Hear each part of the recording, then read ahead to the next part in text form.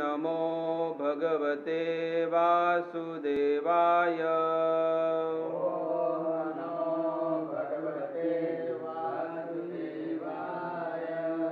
ओम नमो भगवते वासुदेवाय।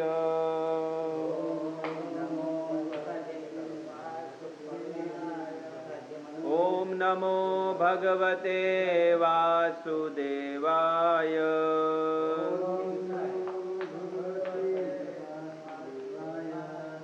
या लाइट के लिए चालू कर दी, इसको अब चालू कर। हरे कृष्णा चालू करो। कृष्णा कृष्णा हरे हरे, हरे राम राम राम हरे हरे। बस। श्रीमद् भगवद गीता अध्याय 4 श्लोक संख्या क्रमांक 38। नहि ज्ञानेन सदृशम् पवित्रमिह विद्यते तत्स्वयं योग संसिद्धि कालेनात्मनि विन्दति। इस संसार में दिव्य ज्ञान के समान कुछ भी उदात्त तथा शुद्ध नहीं है। ऐसा ज्ञान समस्त योग का परिपक्व फल है।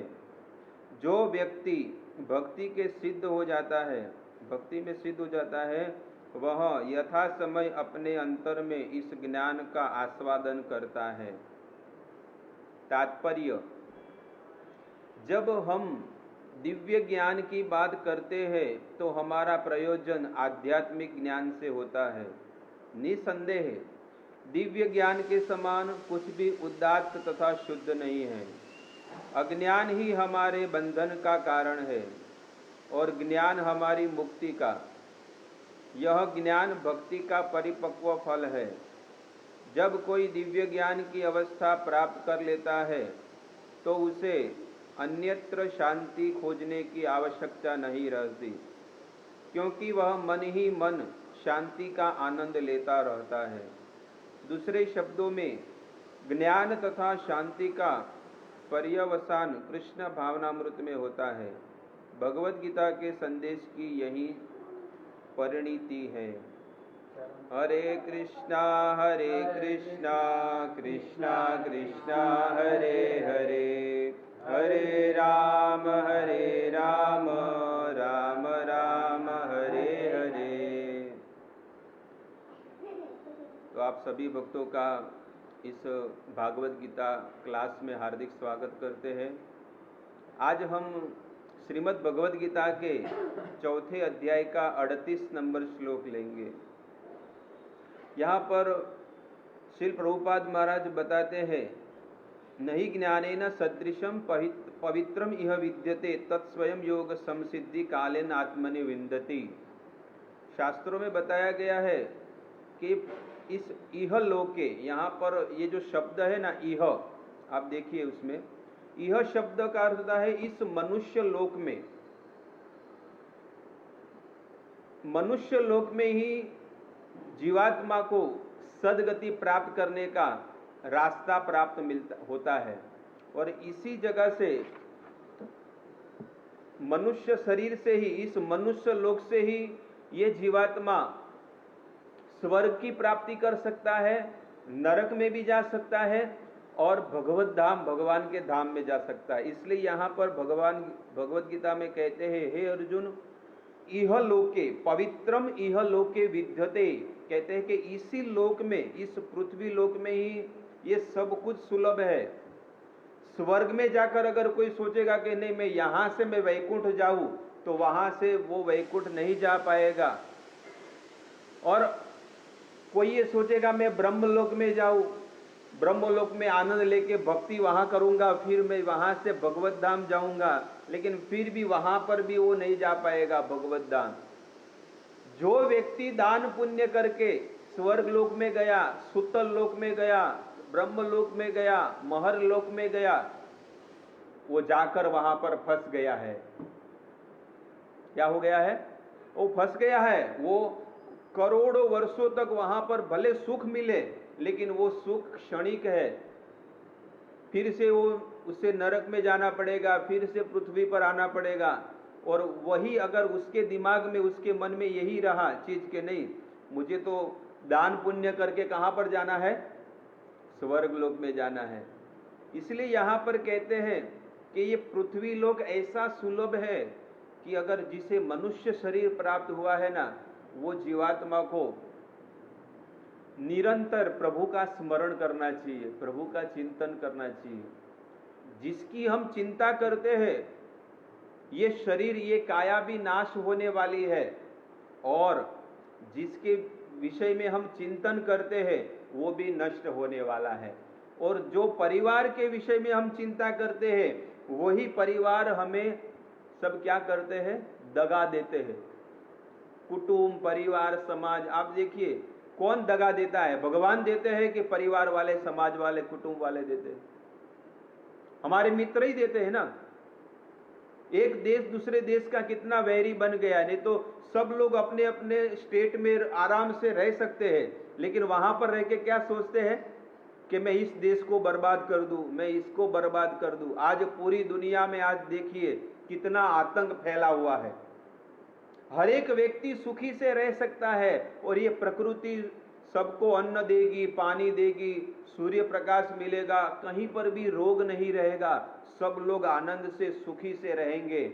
लेकिन सबका भाव क्या है कि मैं सुखी रहूं, बाकी सब दुखी हो जाए। कोई अगर सुखी है तो उसको नींबू मिर्चा बांध के क्या करते हैं, क्या करते हैं, दुखी करने का प्रयास करते हैं। टाचनी लगाते हैं, न जाने काला उड़द डालते हैं, नारियल घुमा के फेंक देते हैं चार रास्ता पे। क्यों ऐसा क्यों करते हैं? वो सुखी नहीं होना चाहिए। और ये चीज भगवान कहते हैं कि आप स्वर्ग लोक में जाओगे तो वहां पर भी ये चीज है। पृथ्वी पे कोई यज्ञ करता है तो कुर्सी को खतरा कहां होता है, स्वर्ग में इंद्र देवता को होता है। अरे यहां तक ब्रह्मलोक में भी यही चीज फंसी हुई है, लेकिन ब्रह्मलोक में इतना है कि किसी से कोई ईर्ष्या नहीं करता है। इसलिए ऋषि मुनि गण कहते हैं कि हमें स्वर्ग लोक में नहीं जाना है, अगर हमको आपको सुख देना है तो ब्रह्मलोक में भेजिए, क्योंकि वहां पे शांति से जीवन जीकर वो फिर से इस पृथ्वी लोक में आकर भगवत धाम जा सकता है।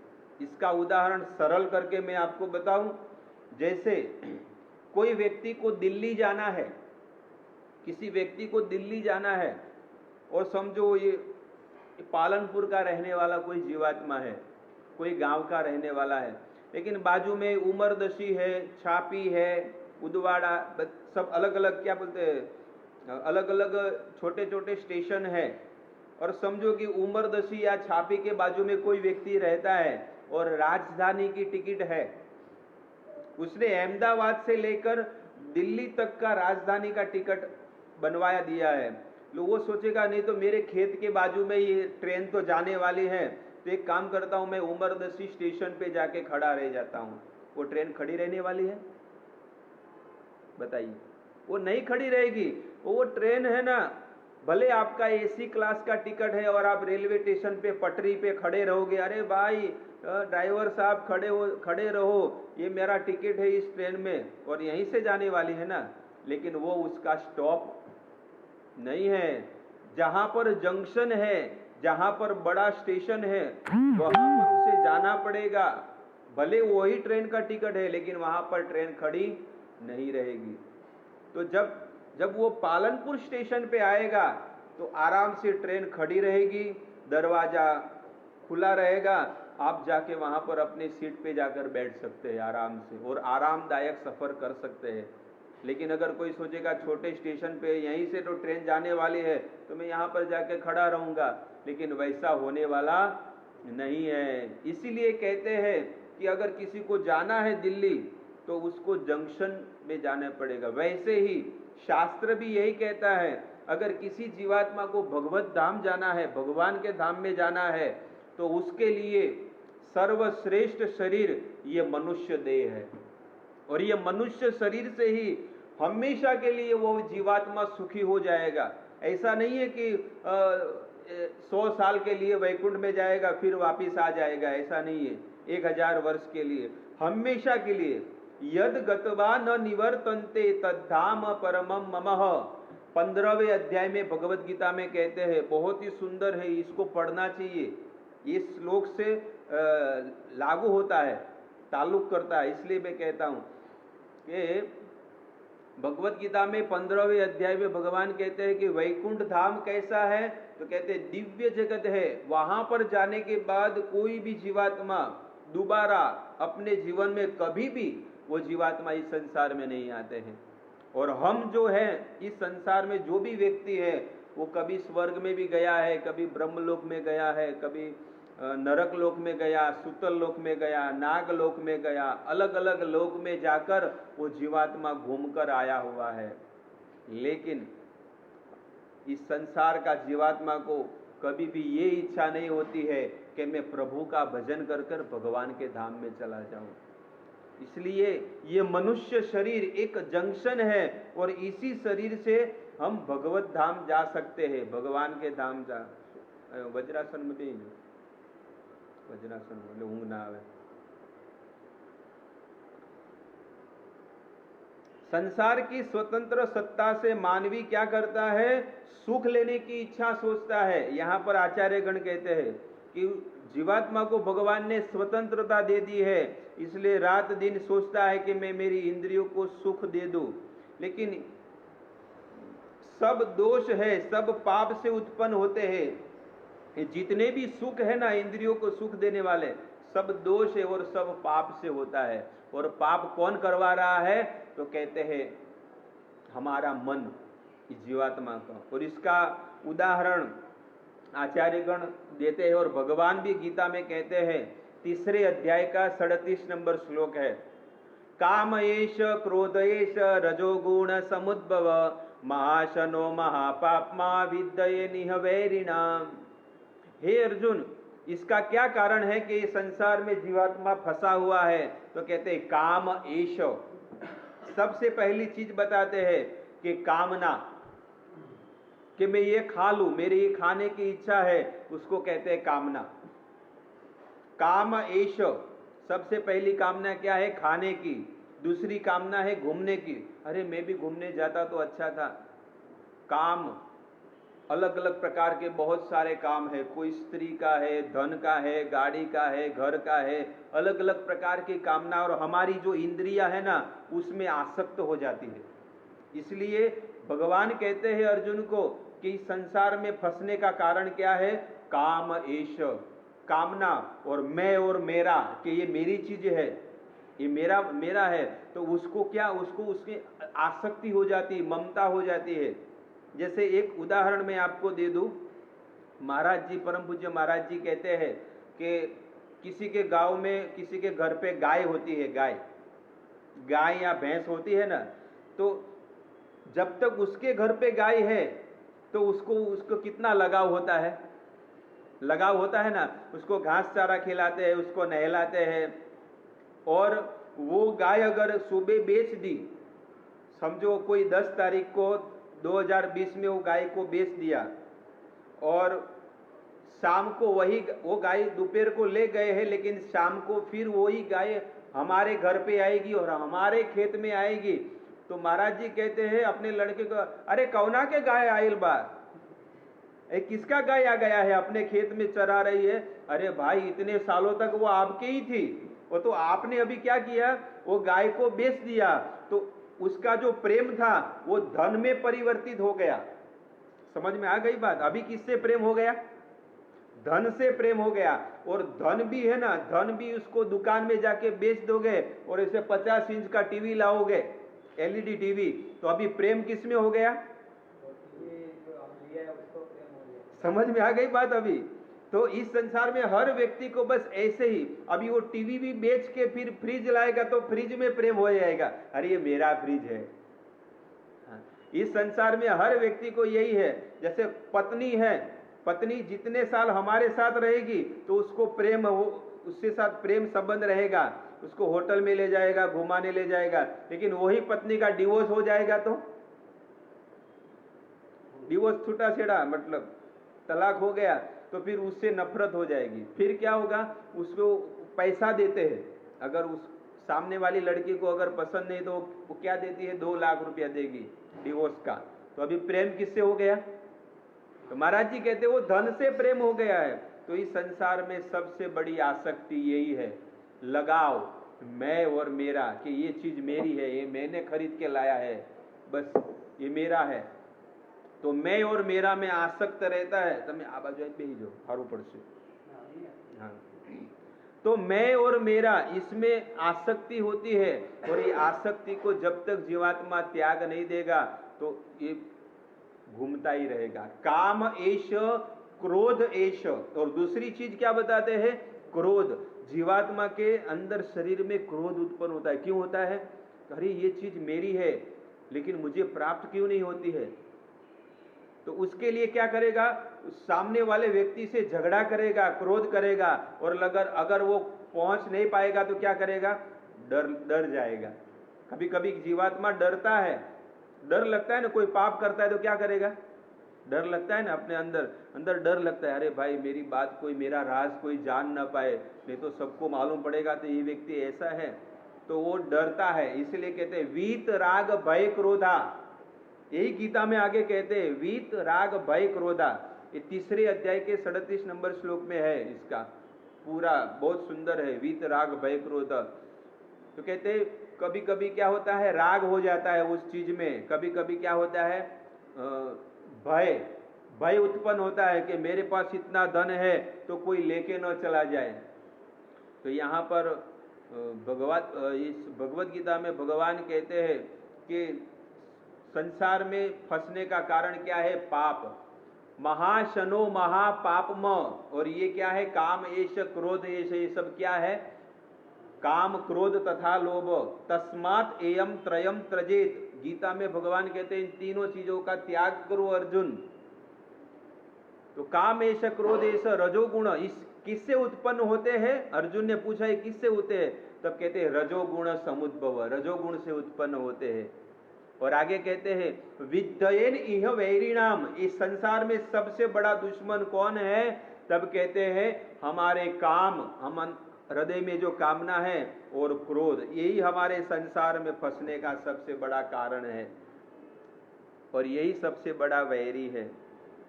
तो इस संसार में कई लोग सोचते हैं कि यज्ञ, दान, तप, पूजा, व्रत, उपवास, जप, ध्यान, प्राणायाम, ये जो भी चीज है ये सब करने से मैं शुद्ध हो जाऊंगा, लेकिन कभी भी नहीं हो पाएगा। यहाँ पर कहते हैं यज्ञ, दान, तप, पूजा, व्रत, उपवास, जप, ध्यान, प्राणायाम, ये सारी चीजों का आचार्यगण सोचते हैं। तो वो बोलते हैं कि सब लोग सोचते हैं, आचार्यगण क्या कहते हैं, सब लोग यही सोचते हैं कि प्राणायाम करने से मैं सुखी हो जाऊंगा या मेरा मोक्ष मुझे मिलेगा। नहीं, कभी भी इस पूरे साधन करने से वो जीवात्मा को कभी मोक्ष नहीं मिलेगा, कभी सुख नहीं मिलेगा। लेकिन इससे भी सबसे बड़ा साधन यही है कि वो भगवान के भगवत सत्संग का ज्ञानेन इह विद्यते। कहते हैं कि ज्ञान अर्थात दिव्य ज्ञान।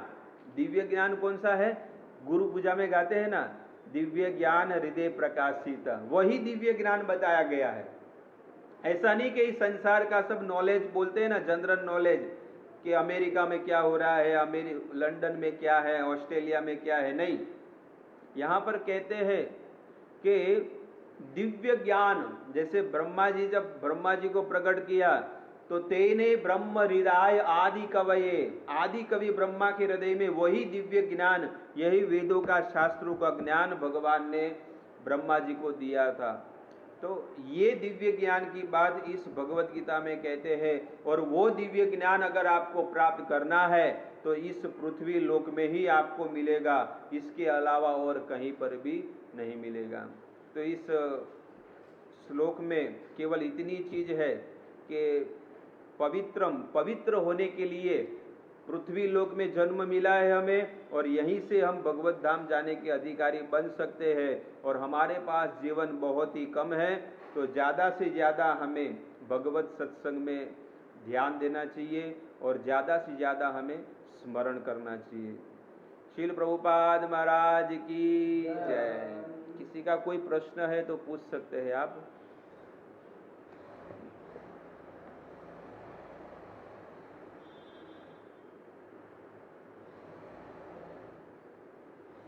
एनी क्वेश्चन इस श्लोक में अगर आपको पता न चला हो तो? हाँ, नहीं, स्वर्ग में रहकर वो जीवात्मा मलिन हो जाता है। भोग करने से क्या होगा? मलिन हो जाता है।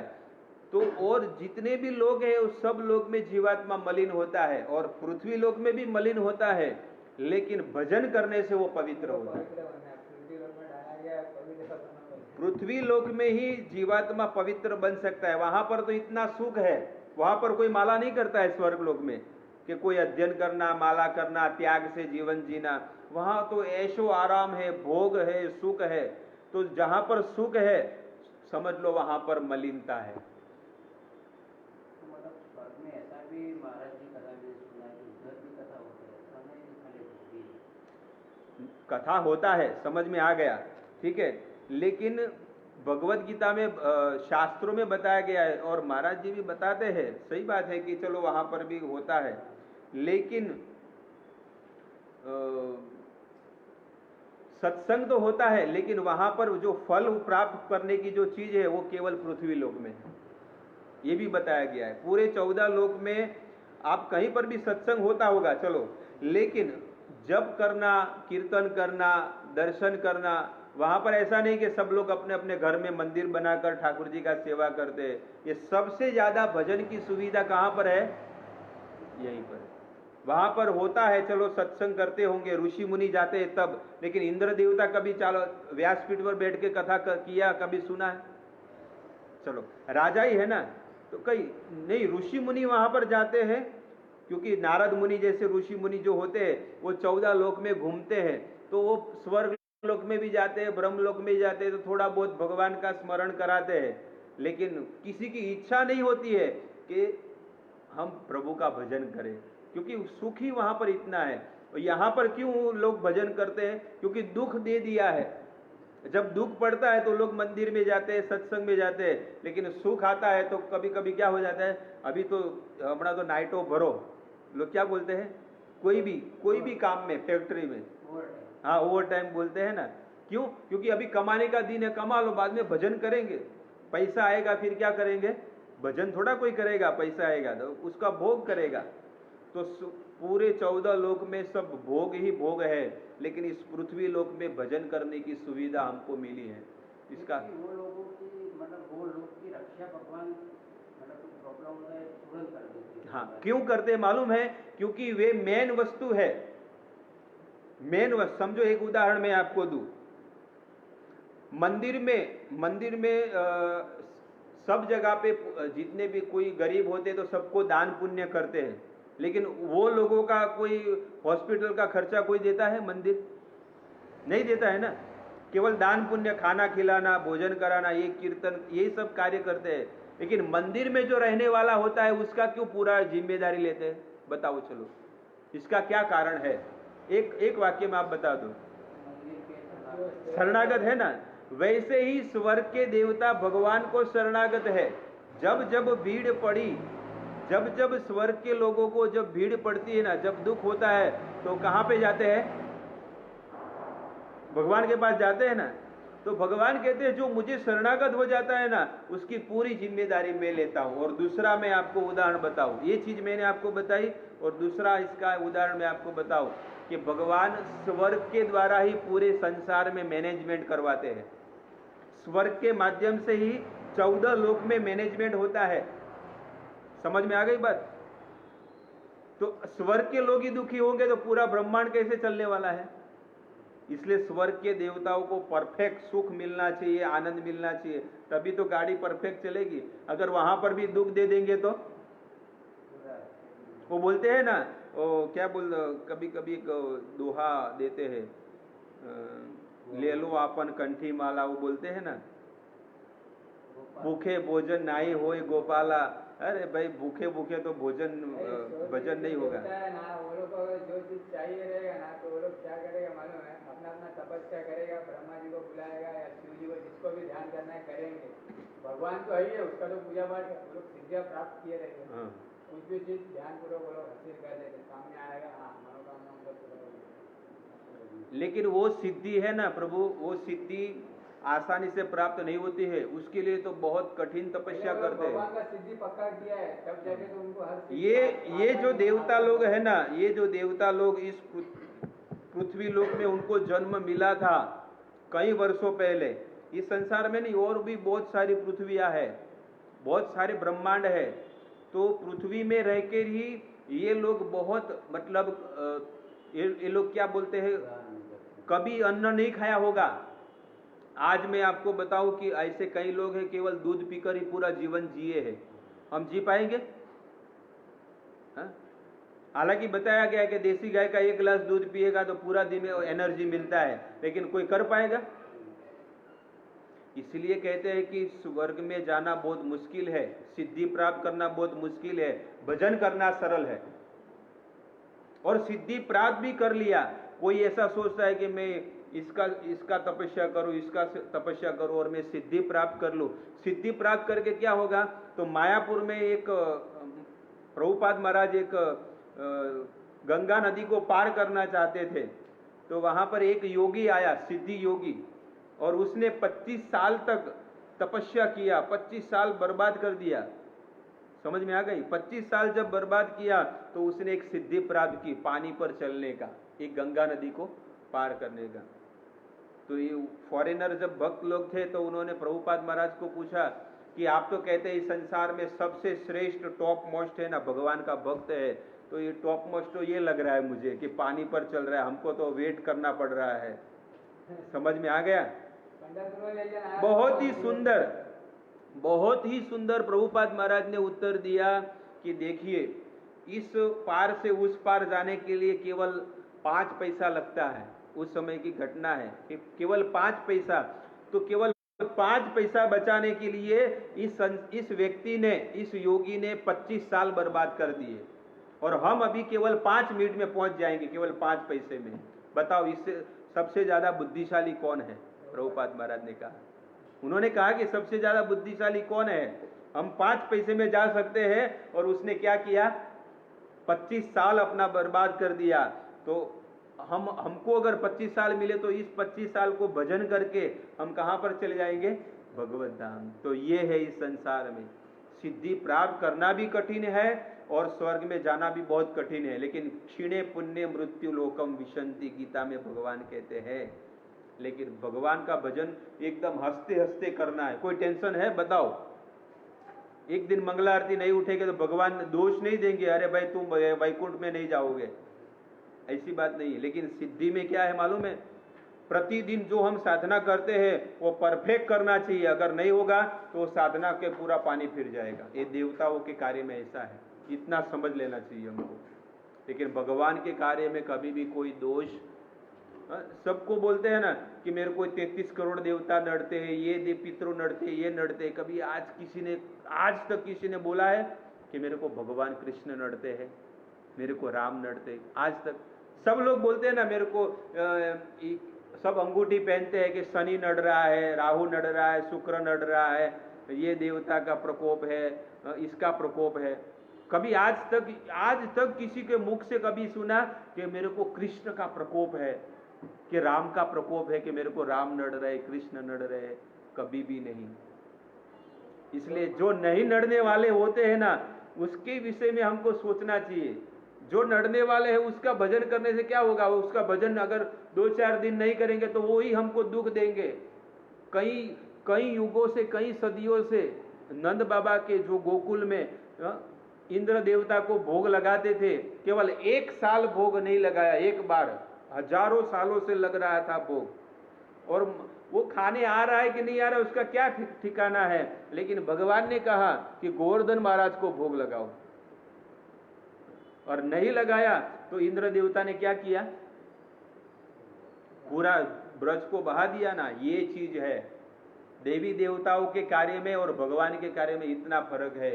इसलिए सरेंडर होना है तो भगवान को सरेंडर होकर जीवन जियो, बस, और कोई चीज नहीं। जो भी चीज आपको चाहिए भगवान दे देंगे और मांगने भी जरूरत नहीं है। भगवान को पता है कि मेरे संतानों को, मेरे पुत्र को, मतलब मेरे जो भक्तों को क्या क्या चीज की जरूरत है, भगवान निश्चित ही पूरा करेंगे। लेकिन जब तक सरेंडर होगा, जब तक सरेंडर नहीं होंगे तब तक भगवान कुछ भी नहीं देंगे। अनन्यास चिंतयन्तो माम, कल भी मैंने ये श्लोक कहा था कि अनन्य भाव से ठाकुर जी का भजन करो। जो भी मिला, रूखा सूखा कच्चा पक्का, वो खा के केवल ठाकुर जी का भजन करो। एक दिन ऐसा आएगा कि हमारे सामने लाखों करोड़ों सुख मिल जाएंगे, सब कुछ मिलेगा, ऐश्वर्य भोग सब कुछ मिलेगा, लेकिन उसके लिए क्या करना पड़ेगा? तपना पड़ेगा, तपस्या करना पड़ेगा।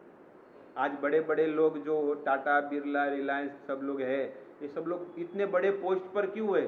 उनके पिता का वर्णन आता है कि वो तो केवल थैला उठा रहे थे, है, आता है ना। तो मेहनत पहले किया है, तो वो अभी सब लोग क्या कर रहे हैं? अभी खा रहे हैं ना। इसलिए हमको पहले भक्ति में मेहनत करनी पड़ेगी, तपस्या करनी पड़ेगी, उसके बाद आराम से हम भजन कर सकते हैं। तो कभी कभी मंदिर में क्या होता है, नए नए लोग आते हैं, बड़े बड़े लोगों को देखते कि अरे ये तो कुछ जल्दी नहीं उठते हैं, अरे ये तो कुछ सेवा नहीं करते, लेकिन उन्होंने पहले 20, 25, 30 साल तक बहुत मेहनत किया है, तपस्या किया है। अब उसका क्या कर रहे हैं? अभी तो वो भक्ति में बड़े हो गए हैं और उम्र भी हो गया, तो वो नहीं कर पाएंगे ना। बड़े बड़े जो संत हो गए 70-80 साल के, और हम सोचेंगे अरे ये तो माला भी नहीं करते हैं, ये तो गायत्री भी नहीं करते, ये तो ये नहीं करते, क्योंकि वो तो 70-80 साल उम्र हो गए। हरिदास ठाकुर को क्या कहा था चैतन्य महाप्रभु ने? आपका भजन पूर्ण हो गया है। तो ये चीज है। लेकिन सब लोग क्या सोचते हैं, अरे ये भजन में अभी उसका पतन हो गया, इसका ये हो गया, हमारा हमारा क्या हक बनता है किसी को बोलने का? कभी भी नहीं। तो ये बहुत सारे शास्त्रों में तो बहुत गूढ़ रहस्य है। जो भजन करके 30-30 साल, 40-40 साल, 50-50 साल भजन करके दिव्य हो गए हैं, उनको भी भजन करने की क्या जरूरत है? भजन करना है, सही बात है, लेकिन चलो कोई झाड़ू पोछा नहीं मारा, कोई सेवा नहीं किया, कि ये नहीं किया। तो यहां पर बताए गए हैं कि कभी भी दोष नहीं देखने चाहिए। और कोई प्रश्न है? ये पूरा आज का श्लोक पूरा सॉल्व हो गया? कोई उसमें कोई प्रश्न है तो आप पूछ सकते हैं। तो इसका सार एक ही चीज है कि संसार में भगवत धाम जाने का रास्ता एक ही है कि केवल निरंतर आप ज्ञान लेते रहिए, निरंतर वेदों को, शास्त्रों को पढ़ते रहिए। प्रतिदिन हमारा ये नियम होना चाहिए कि प्रतिदिन हमको 1 घंटा भागवत, रामायण, महाभारत जैसे ग्रंथों को पढ़ना चाहिए। इससे क्या होगा? हमारा जो ज्ञान है ना, वो टिका रहेगा ज्ञान। इसलिए प्रतिदिन शास्त्रों का अध्ययन कीजिए, जप कीजिए, ठाकुर जी का सेवा कीजिए, और इस प्रकार से हम सेवा करते रहेंगे तो निश्चित ही भगवान हमको लेने आएंगे। ठीक है। तो कल हम 39 नंबर श्लोक लेंगे। बहुत ही सुंदर ये भी श्लोक है। जो श्रद्धालु दिव्य ज्ञान में समर्पित है और जिसकी इंद्रियों को वश में कर लिया है, वही इस ज्ञान को प्राप्त करने का अधिकारी है। देखा, बहुत ही सुंदर श्लोक है। तो इस श्लोक को आपको पूरा आप पढ़िए, अलग अलग आचार्यों की टीका भी आप पढ़िए, और कल हम 39 नंबर श्लोक लेंगे। हरे कृष्ण। श्रील प्रभुपाद महाराज की।